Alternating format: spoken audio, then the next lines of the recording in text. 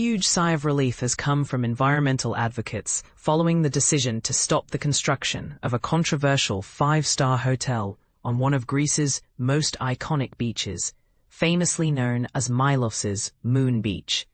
This stunning shoreline, celebrated worldwide for its otherworldly volcanic landscapes, is on the Cycladic island of Milos. The halt came after local authorities revoked the building permit, citing significant shortcomings in meeting inspection criteria and incomplete submission of necessary permits and documentation. According to the municipality's planning office, construction cannot continue without strict adherence to all legal and environmental guidelines. The island's mayor, Milos had been under increasing pressure from both residents and environmentalists since heavy machinery appeared at the site earlier this year, igniting public backlash. Milos's Moon Beach is renowned for its unique terrain that looks as if it belongs to another planet, shaped by volcanic activity over millions of years. It has earned its place as one of Greece's most photographed destinations, frequently praised by travel experts as one of the world's most breathtaking beaches.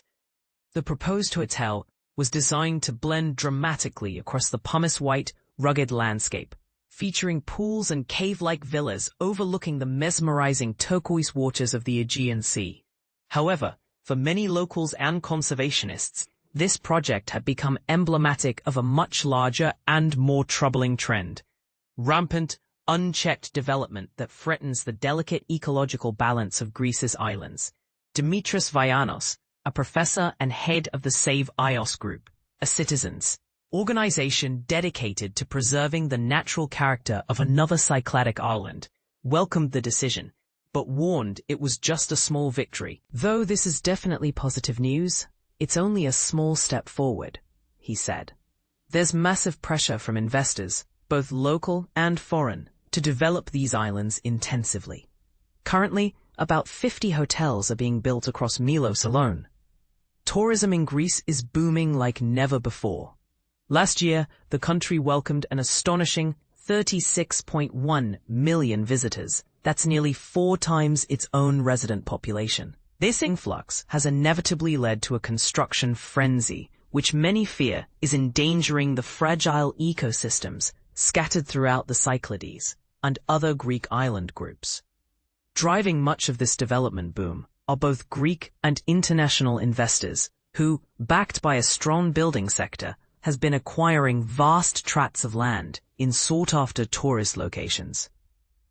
This trend took hold about 15 years ago at the beginning of Greece's economic crisis, when financial hardship forced many local landowners, including shepherds and farmers, to sell off their properties. This fragmented pattern of land ownership has made zoning regulation and environmental enforcement extraordinarily difficult. The Cyclades Islands are particularly vulnerable due to their small size, Vianos explained. Since the crisis kicked off around 2010, many agricultural landowners have sold plots in piecemeal fashion, allowing investors to piece together large developments, which complicates all efforts to control zoning laws and protect natural areas. He emphasized the urgent need for Greece's Ministry of Environment to step up and take its protection duties much more seriously, especially now when the country has moved beyond its financial crisis. "There is simply no excuse anymore. We are no longer in crisis mode," he said. Unchecked building projects, swimming pools being a major example, have placed immense strain on limited natural resources, especially water, which this summer faced acute shortages on several islands. Greece, situated at the front line of climate change, is expected to experience rapidly rising temperatures, adding more pressure on already fragile environments. Dimitris Karavelis, the general director of WWF Greece, underscored the gravity of the situation.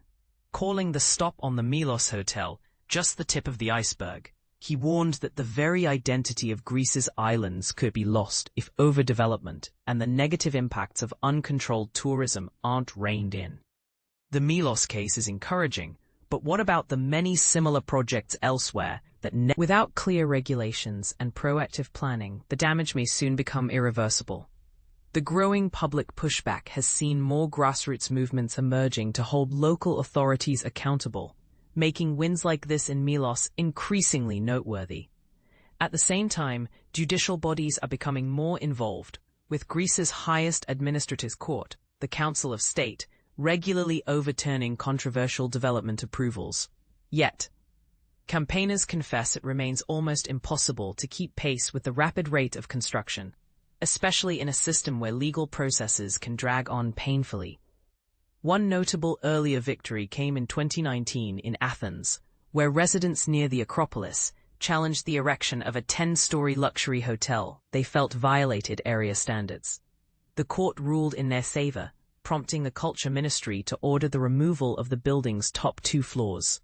Yet 6 years later, those floors still stand, a powerful example of the challenges in enforcing even landmark rulings. This raises critical questions. How far should development be allowed to reshape these precious island environments? Are tourism and economic growth worth risking the natural and cultural heritage that makes these places unique? And who truly wins or loses when the bulldozers roll in? We invite readers to share their thoughts and disagreements, because these are conversations that affect all of us, the future of beloved island landscapes, and what kind of Greece we want to see in the years ahead.